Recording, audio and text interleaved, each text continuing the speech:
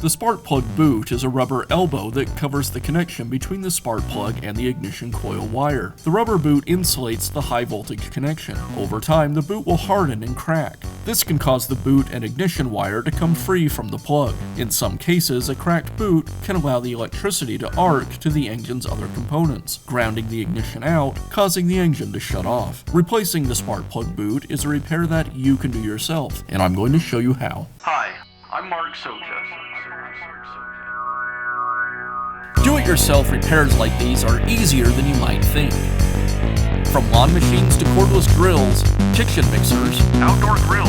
our how-to videos walk you through each repair from start to finish. So doing it yourself means never having to do it alone. Let's get started.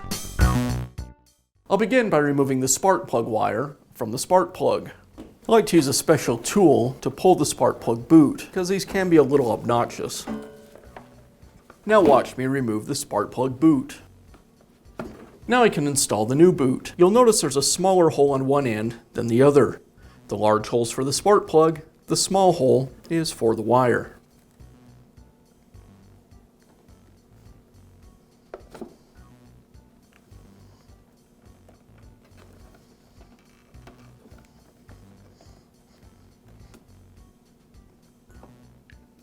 And I'll finish by reinstalling the spark plug wire.